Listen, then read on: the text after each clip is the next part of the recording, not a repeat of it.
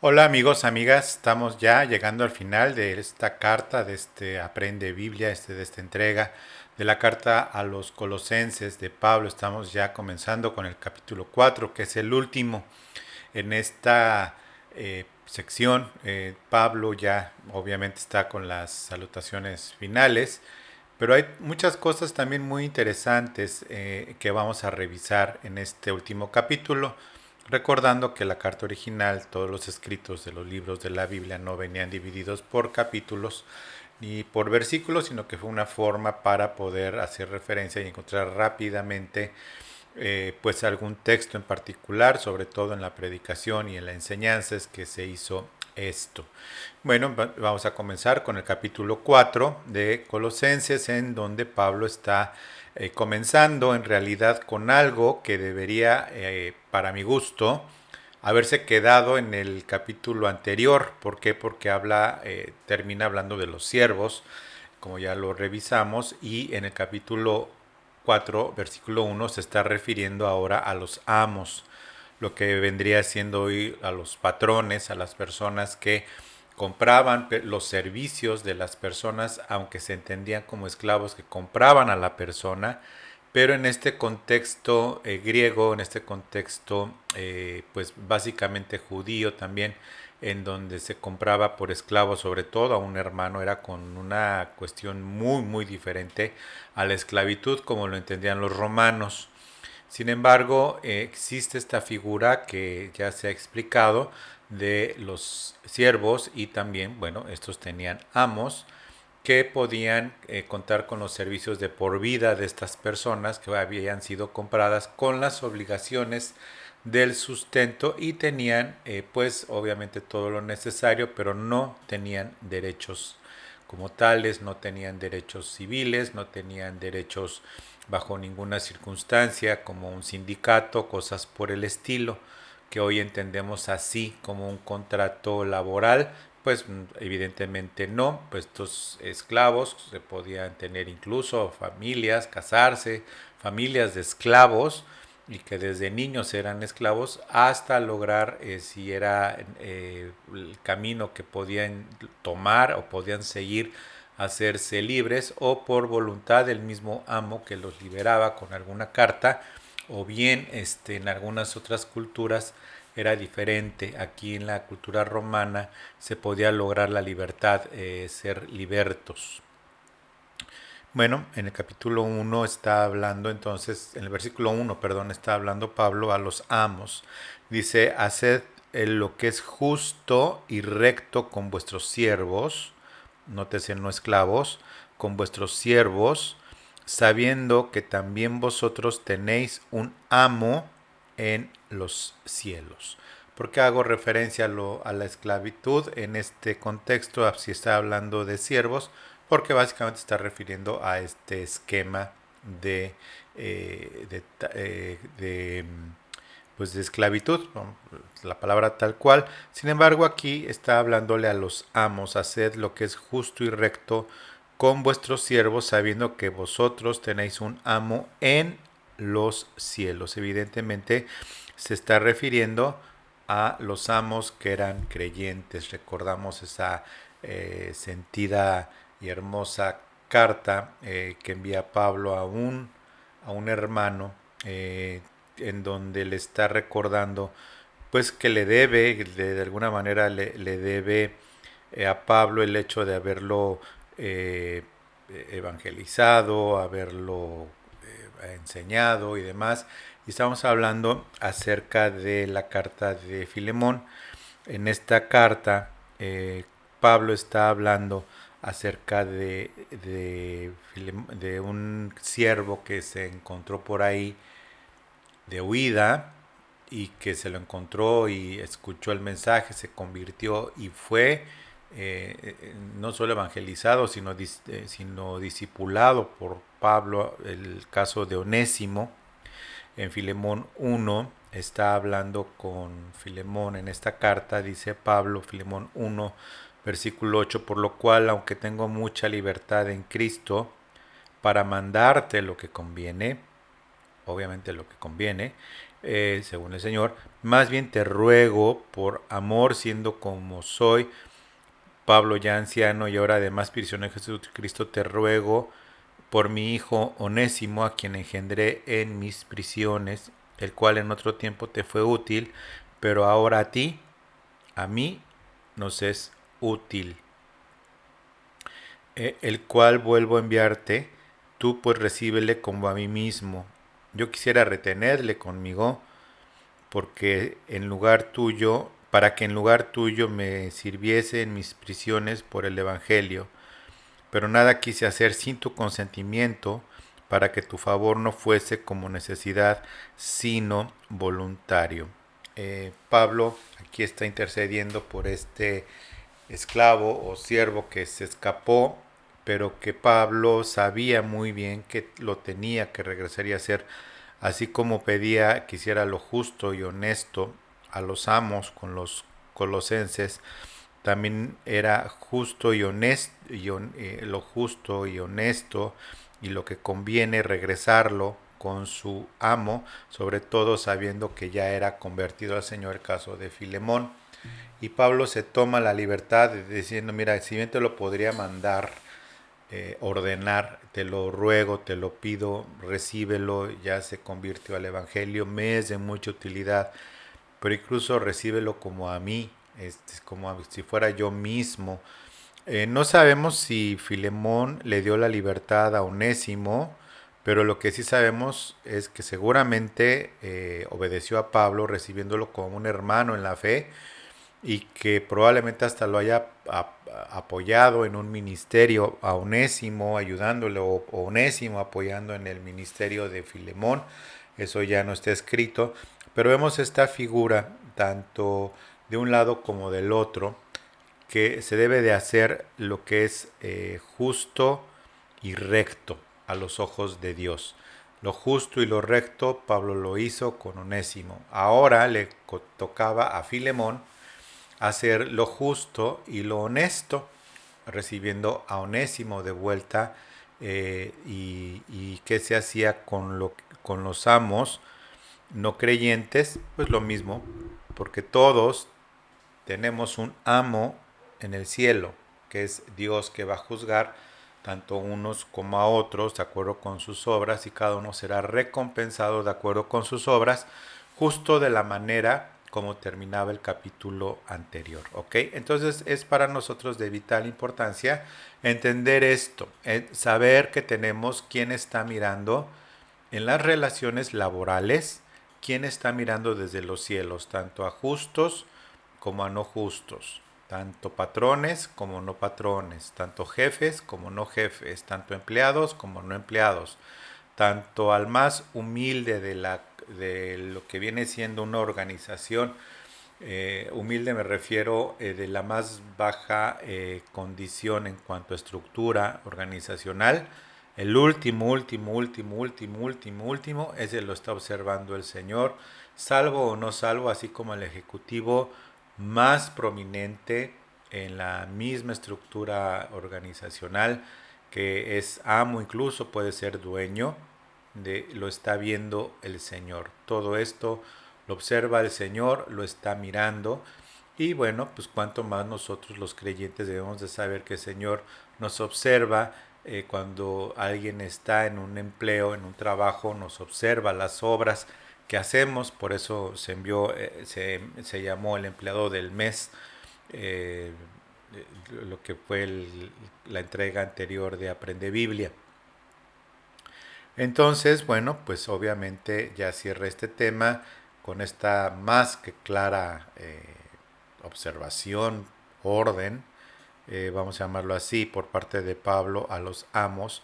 En Colosas también habla de ello, ya lo vimos a los Efesios y a los Colosenses, es muy parecido. Hay una carta a los de la Odisea que es muy similar a esta que se menciona más adelante y que seguramente mencionó lo mismo.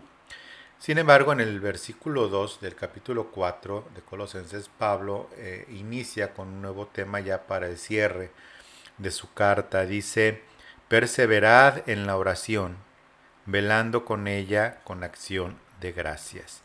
Esta palabra perseverar en griego significa ser persistentes con valentía.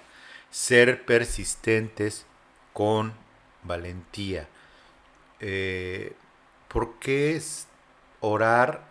¿Qué tiene que ver la valentía con la oración? Si la oración es lo más sencillo que tenemos a nuestro alcance, físicamente hablando, pero espiritualmente Pablo está pidiendo persistencia con valentía. ¿Por qué con valentía? Pues porque depende de qué estamos hablando, de qué estamos orando, qué estamos pidiendo. Pablo pide valentía para orar por el reino de Dios.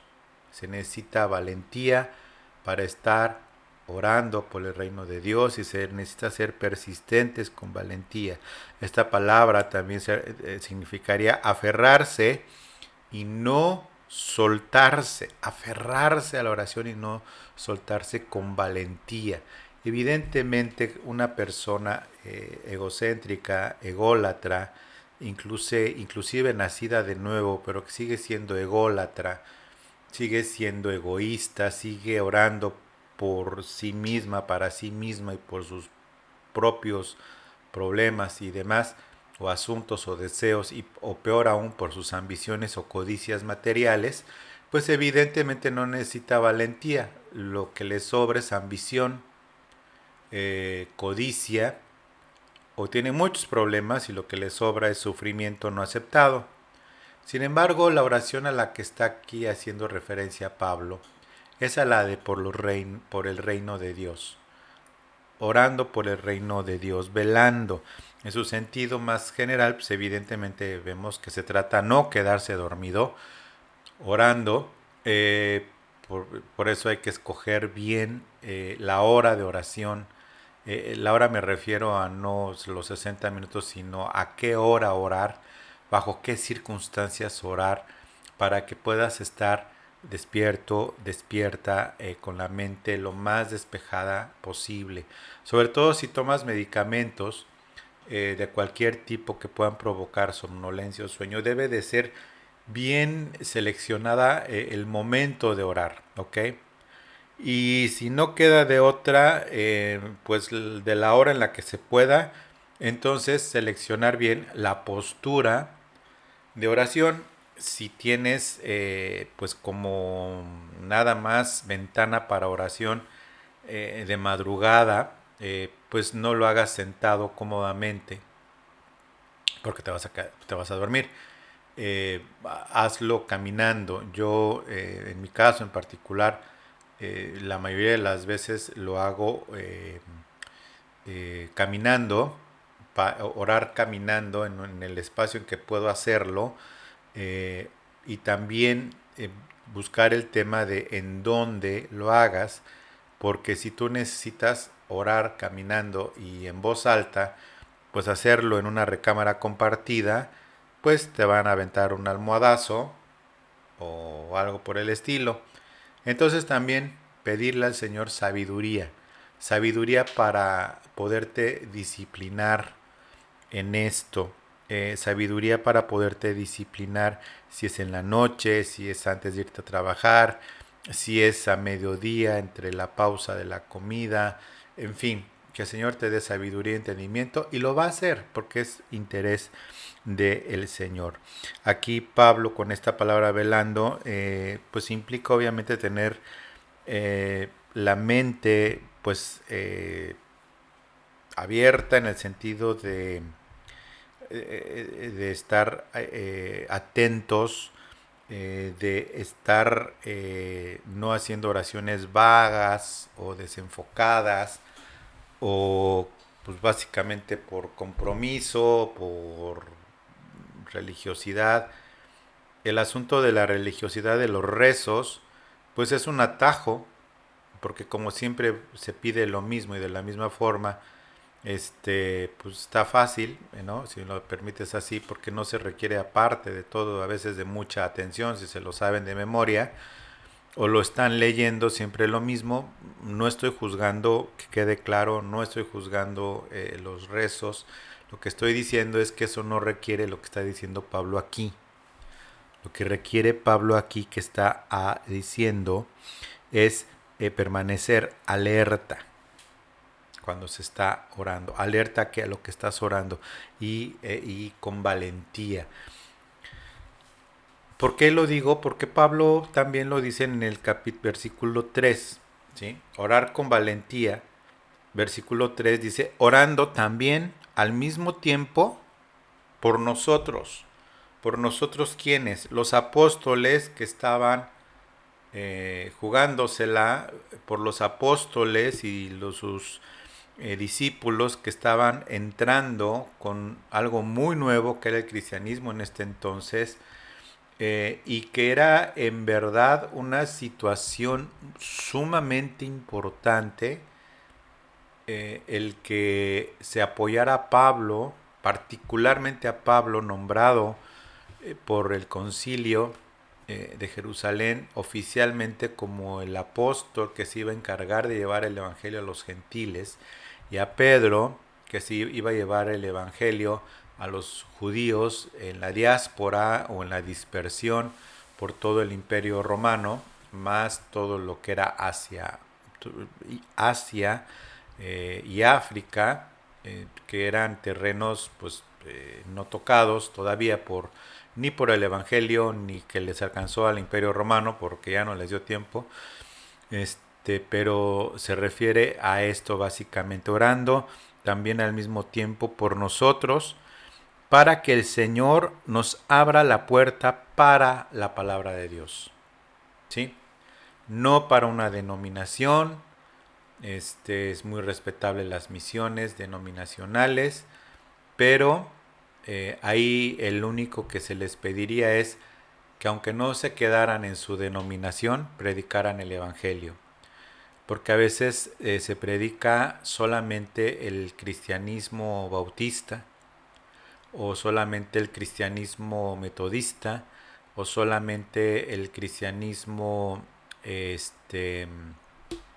pentecostal, muy de la denominación, lo cual está bien, pero aquí la petición es que se predique la palabra, ¿sí? Independientemente de la denominación. Y yo creo que justo y honesto lo que se está hablando aquí, ¿sí? Que sea que sea la palabra del Señor, a fin de dar a conocer el misterio. No dice el ministerio, dice el misterio de Cristo. ¿Y cuál es el misterio de Cristo? El que habla Pablo, palabra digna de predicarse en Timoteo, que Jesucristo se encarnó, se hizo hombre, murió en la cruz, pagó por nuestros pecados y al tercer día resucitó. Hoy está sentado a la diestra del Padre y regresará pronto para hacer justicia y un reino aquí en la tierra, y es para que la iglesia esté con él por los siglos de los siglos. Ese es el misterio de Cristo. El misterio de Cristo es que siendo Dios se hizo hombre y se encarnó, y que pagó por nuestros pecados con su sangre y que resucitó. Ese es un misterio. ¿Por qué es un misterio? Porque fue revelado en determinado tiempo al mundo, y que estaba oculto desde antes.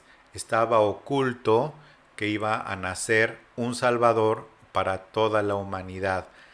Eso lo sabían pues los israelitas por los profetas, y que cuando llegó Cristo no lo recibieron, ¿sí? Sino que lo rechazaron y lo crucificaron, y que pues evidentemente esto estaba escrito, pero las otras civilizaciones no sabían ni siquiera que había perdición, ni siquiera sabía que estaban perdidos y que necesitaban un Salvador. Las otras civilizaciones no sabían que había sido Dios encarnado, siendo Dios se hizo hombre y fue obediente hasta la muerte, y muerte de cruz. Y eso es precisamente el Evangelio. Eso es precisamente lo que el Señor ha hecho, y es lo que requiere que nosotros prediquemos ese Evangelio. Más que si el Evangelio bautista o el metodista o el reformado o el pentecostal o el carismático. Ese es el Evangelio. Esa es la palabra. Dice para que se nos abra la palabra a fin de dar a conocer el misterio de Cristo. Y aquí Pablo hace referencia a su condición física, por lo cual también estoy preso, perdón. Estaba preso aparentemente en Filipos. Y bueno, aquí el asunto es que estaba preso porque él mismo se había hecho esclavo de Jesucristo. ¿Sí? Estaba preso físicamente, pero él se había hecho preso y se había hecho a sí mismo esclavo de Jesucristo. Pero eso tenía una razón, y no era solamente para mostrar una humildad que se hiciera, diciendo, ay Pablo, qué humilde es. No, está en el versículo 4 y es para que lo manifieste como debo hablar. Por eso pedía Pablo oración con valentía. Hay muchas formas de predicar el Evangelio. La denominacional, como ya comenté. De hecho, Pablo también habla acerca de que se predica a Cristo por envidia, como dice en la carta a los Filipenses, que se predica a Cristo por envidia, pero dice, pero no importa, mientras Cristo sea predicado, que le sigan así, ¿ok? O sea, incluso en esas condiciones. La forma correcta de hablar el Evangelio es predicando y enseñando el misterio de Cristo. Dice para que lo manifieste, no solo hablarlo, porque la manifestación de algo no solo se hace hablando o escribiendo cartas. De hecho, el día de hoy usamos, al menos aquí en México, donde estoy grabando esta clase, eh, se entiende por una manifestación cuando un grupo de personas sale a la calle a manifestarse por una causa. Aquí, como en muchos países, hay manifestaciones violentas, otras muy pacíficas. Pero ¿cuál es el asunto de manifestarse? De darse a conocer, en primer lugar. Segundo, de dar a entender con claridad su mensaje, su petición, su reclamo, su demanda. Y tercero, tomar las medidas necesarias para que sean objeto de atención o de las autoridades a las cuales se está haciendo esta petición, reclamo o lo que esté en su causa eh, manifestando, valga la redundancia, y que las personas a las que se les está demandando esa atención, o incluso si es alguna autoridad, una decisión y un otorgamiento de algo y demás, pues se proceda de la manera a veces hasta perjudicando a otras personas, como que cierran la calle, algunas destrozan cosas. Bueno, aquí no es como se debe de hacer el Evangelio, pero dice para que lo manifieste, es decir, debe de cumplir con estas condiciones. Uno, darse a conocer. En primer lugar, darse a conocer. En segundo, ser claros en su petición, en su mensaje, en su demanda. ¿Sí? Y aquí Pablo está diciendo que es el misterio de Cristo. Darse a conocer, dar a conocer el mensaje y tomando las medidas necesarias para hacerlo, como ir de plaza en plaza, de puerta en puerta, anunciando esto y sacrificando incluso su vida, tomando las medidas necesarias para hacer esta manifestación. ¿Cuál era la medida necesaria en estos momentos que está hablando Pablo para poderlo manifestar? Entregar su vida. Entregar su vida, tomar las medidas necesarias, y esto era estar preso, esto era entregar su vida, esto era necesario manifestarlo de la forma en que recibió golpes, azotes, incluso una vez que se le consideró ya muerto porque fue apedreado, lo arrastraron afuera de la ciudad y ahí despertó. era necesario así. ¿Cómo es la manifestación para ti y para mí? Bueno, para mí es hacer esta clase, servir a quien la esté oyendo con el entendimiento que el Señor le pueda dar a través de esta clase, por medio de este servidor tuyo y demás, enseñar y predicar el Evangelio, que es la forma de manifestarlo, y que el Señor me ha dado este medio, así como la congregación virtual, al menos en este momento, que en su momento fue presencial, ahora virtual y con presencial una vez al mes. Bueno, esa es la forma para mí, pero para ti es la que el Señor te esté dando, la que el Señor te haya dado. Primero para permanecer en lo que es, primero en lo que es tu entorno. Primero en lo que es tu entorno, en tus circunstancias, en tus formas. Cada vida es diferente. El Señor ha hecho cosas en cada vida que de verdad a veces pensamos que pues que tal persona está de cierta manera y nos enteramos que no está de esa manera, sino muy diferente a lo que pensamos, que está haciendo cosas muy diferentes a las que pensamos. El Señor sabe, ha hecho un plan para cada uno de nosotros. En tu caso y en mi caso, la forma de manifestación, pues va a ser conforme a que el Señor haya puesto para hacerlo. Y da un consejo, Pablo, que nos sirve a todos en esta manifestación del Evangelio. Andad sabiamente para con los de afuera, redimiendo el tiempo.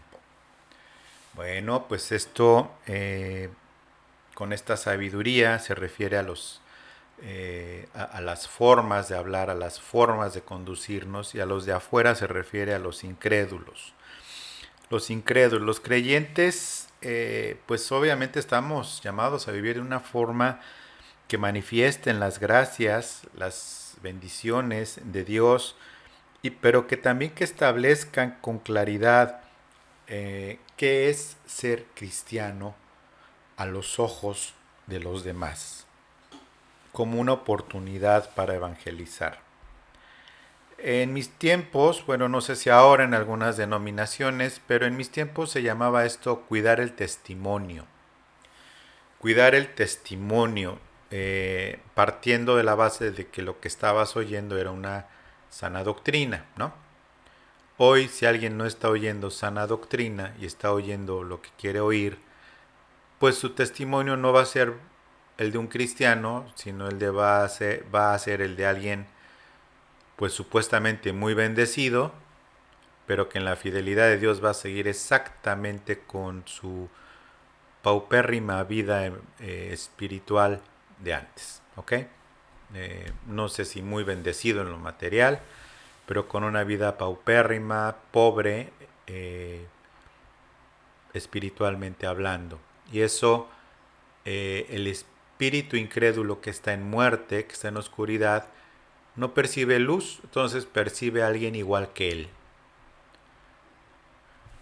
Más religioso que él probablemente, o incluso no, ¿no? Porque hay otras religiones que son muy evidentes, que llevan esa religión.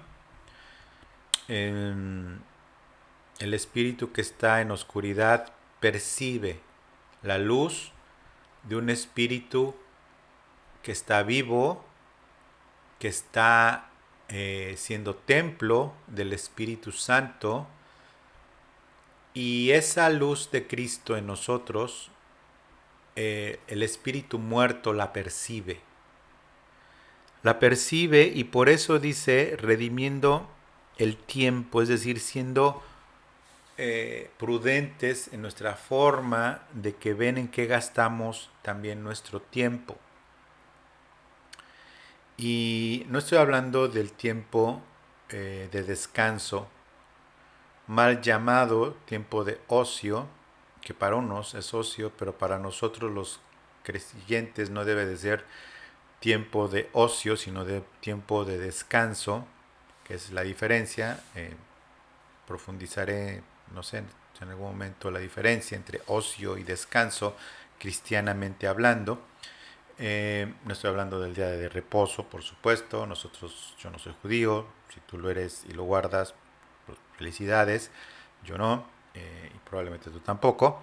No guardes el sábado, y si lo guardas, pues guárdalo en el cajón, porque para nosotros que somos libres de la ley, eh, el sábado lo ocupamos más que nada algunos para descansar de su trabajo, lo cual es muy bueno, porque el domingo es el día del Señor. Aprovechalo para descansar si tienes un empleo. El sábado para mí es el día en el que más trabajo, para el domingo estar de por sí toda la semana, pero el sábado en particular es el día más importante de preparación, al menos para mí, que trabajo para el Señor. Eh, Sino que vean en nosotros en qué ocupamos nuestro tiempo de descanso, cómo ocupamos nuestro tiempo de familia, cómo ocupamos nuestro tiempo en el día del Señor, ¿sí? Y no me estoy refiriendo, hay cultos en ciertas congregaciones que duran 8 horas. Yo no, de veras no sé cómo aguantan. Yo creo que más de 2 horas ya es un exceso, para las familias. Las predicaciones de domingo con alabanza con nosotros duran hora y media, es lo que procuramos, porque el demás tiempo del domingo, que es para el Señor, es el día del Señor, es para la familia, es para el descanso también, y es para estar en familia, no con Chabelo, sino para estar en familia, eh, y también, ¿sí? Un tiempo de reposo espiritual con la familia, dándole parte también a lo espiritual con la familia, en pues, ver cómo están, orar, ir al cine, sí, ok, pero también dándole lugar a lo espiritual y demás. Entonces, que las personas de afuera vean esto. Eso es redimir el tiempo. Y en el versículo 6 dice, sea vuestra palabra siempre con gracia, sazonada con sal, para que sepáis cómo responder a cada uno de esos con los que se andan sabiamente para con los de afuera. ¿Cómo responder a cada uno? Pues evidentemente a lo que nos pregunten, ¿no? Eh, y aquí es diferente ese evangelismo, yo le llamo evangelismo activo, y el evangelismo pasivo. No sé, pero busqué la palabra más adecuada y es pasivo. ¿En qué sentido? El cristianismo activo es el que va y que sin preguntar va y se acerca a alguien y le habla de Cristo por algún medio, sea electrónico, sea en persona, sea por como sea. Eh, Está el evangelismo pasivo, que es extraordinariamente eficiente porque en primer lugar se requiere de fe, en segundo lugar se requiere de fruto, en tercer lugar se requiere de testimonio, y en cuarto lugar se requiere de sabiduría, ¿sí? Para saberle qué contestar a cada uno. Dice que sea su palabra sazonada con sal, es decir, que tiene sabor. ¿A qué tiene sabor tus palabras? Deben de tener sabor a salvación, no sabor a éxito. Eh, no sabor a pena, a derrota, amargura, sino sabor a santidad, con sabor a salvación, con sabor a bienaventuranza, con sabor a esperanza, con sabor a gratitud a Dios. Eh, para los que son profesionales en la queja, pues evidentemente su palabra va a saber amarga. Eh, y pues ahí nosotros debemos de saber muy bien que no solamente esto es para con los de afuera, sino también para con los de adentro. Con gracia se debe de hablar lo que es espiritual, sano, apropiado, agradable, edificante, veraz, amoroso, considerado. eh, las personas que hablan mucho, aquí el asunto es que en la multitud de palabras no falta el pecado, lo dice un proverbio en la Biblia. En la multitud de palabras invariablemente va a faltar pecado. ¿Qué pecado de qué? Pues de muchos, puede ser. Hacer comentarios soeces, ya no digamos malas palabras, palabras de juicio, palabras de crítica, palabras de alusión personal a alguien o de situaciones, o palabras que puedan dañar el ánimo de otros por la condición que uno esté atravesando. Esto es muy importante, sobre todo siendo creyentes. Obviamente todos pasamos por circunstancias difíciles, pero debemos de redimir el tiempo con los de afuera, con nuestras palabras sazonadas con sal por el bien de los otros. Se entiende que hay personas cuya necesidad es hablar las cosas. Bueno, el Señor es bueno y misericordioso y siempre escucha. Y ahí se necesita fe para saber que es Dios quien te escucha. Se necesita fe para creer porque no lo ves, no lo estás viendo. Pero el andar sabiamente para con los de afuera, redimiendo el tiempo, con una palabra siempre de gracia, sazonada con sal, para que sepamos responder a cada uno, es porque tenemos las respuestas a sus preguntas. Y la respuesta a la pregunta de todos siempre va a ser la misma, va a ser Cristo, va a ser el Evangelio, va a ser eh, pues algo hermoso, algo hermoso, que es la capacidad de poder darle gracia a otras personas, aunque tú estés mal. Darle gracia de Dios, y no porque tú sepas repartirla, sino porque Dios te usa. Dar gracia a los oyentes, no ser gracioso a los oyentes, sino dar gracia a los oyentes es algo hermoso, sobre todo cuando tú no estás bien, sobre todo cuando estás pasando por pruebas difíciles. Es hermoso que aunque tú no estés bien, Dios te use para darle gracia a otros, gracia de Dios. Es algo que te trae paz y ya te trae bendición en medio de la desgracia, dar gracia. Bueno, del versículo 7 al 18, que son bastantes versículos, Pablo se encarga de ya los saludos finales. No voy a entrar mucho en materia. El versículo 7, todo lo que se refiere, en lo que se refiere a mí, se los dará a saber Tíquico, amado hermano y fiel ministro y consiervo del Señor. Habla de Onésimo, amado y fiel hermano.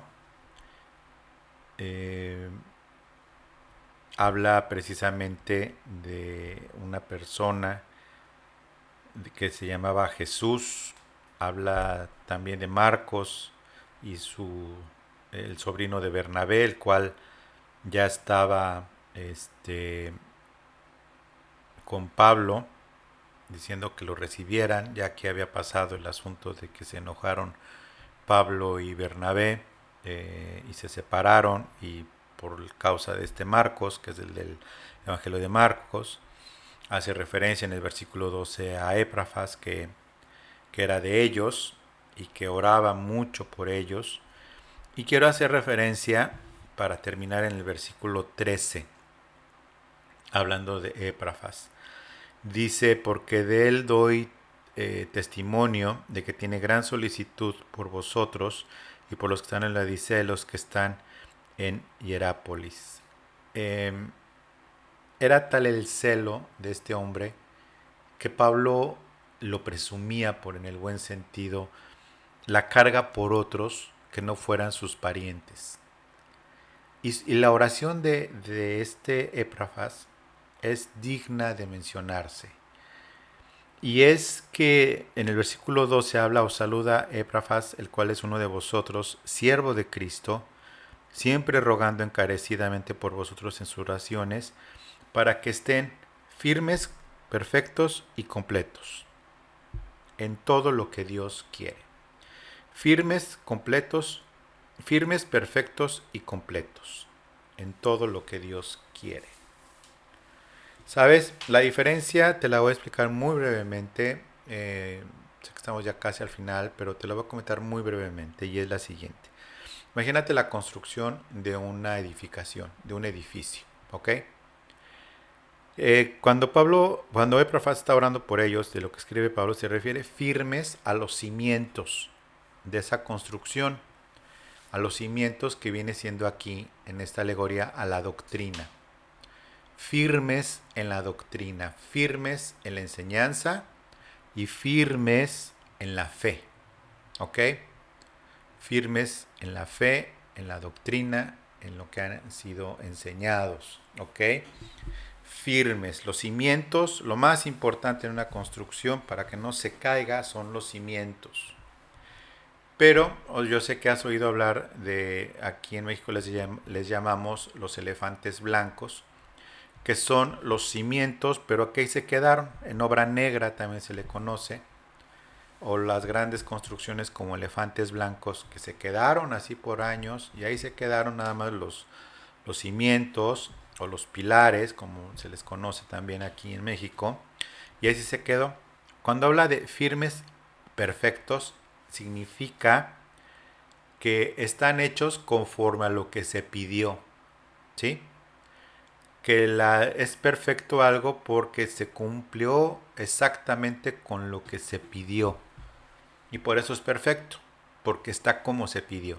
Entonces, esta alegoría sirve para que estemos firmes y perfectos conforme al perfeccionamiento, como nos lo pidió el Padre, que seamos perfectos, y como nos lo pidió el Padre es conforme a la imagen de Cristo. Sí, estamos todavía en ese perfeccionamiento, pero estamos en ese perfeccionamiento. Entonces, aquí es firmes, perfectos, y también a un futuro vamos a estar completos. ¿Cuál es la completez para nosotros los creyentes? Estar a la estatura de Cristo. Estar a la estatura de Cristo. Es decir, la oración de este hombre, Epafras, que menciona Pablo por ellos, es precisamente el peregrinaje que tenemos todos los creyentes en esta vida. Que estemos bien cimentados en la doctrina y en la fe, en este proceso de perfeccionamiento cada vez mayor con el fruto del Espíritu Santo, y completos en cuanto a lo que se refiere a la estatura del varón perfecto, completos en que no nos falte nada en cuanto a dones, que no nos falte nada en cuanto a frutos, que no nos falte nada en cuanto a los hábitos del cristiano. Esa completez se refiere precisamente a esta maravilla que es el peregrinar nuestro en esta tierra, siendo creyentes, siendo en Cristo Jesús. Termina Pablo con las demás salutaciones y voy a leer el versículo 18. Dice: mi salutación de mi propia mano, de Pablo, una firma que no sabemos cómo era. Acuérdense de mis prisiones, es decir, no se sienten ustedes en la hamaca. Acuérdense que recibieron esto yo estando en mis prisiones, y lo que ustedes deberían de hacer sería imitarme, como lo dijo Pablo en capítulos anteriores, en otras cartas y demás. Acuérdense de mis prisiones. La gracia sea con vosotros. Amén. Así es, amén. Con esto terminamos entonces esta Aprende Biblia, la carta a los Colosenses, que espero te sea de bendición todos los demás capítulos, aparte de todas las entregas y de este capítulo en particular también. Te pido de favor que te inscribas al canal. Me choca pedirlo de favor, pero pues inscríbete al canal si lo deseas. Dale like a este video, sobre todo para que se pueda pues distinguir de la gran cantidad, no porque sea mejor o peor, sino para que sea encontrado fácilmente, y por supuesto la suscripción al canal para que recibas las notificaciones. Que Dios te bendiga, gracias por permitirme servirte, y que por favor aprendas esto, porque lo más importante de todo esto es, acuérdate que lo más importante es que tú aprendas Biblia. Muchas gracias y que Dios te bendiga. Hasta luego.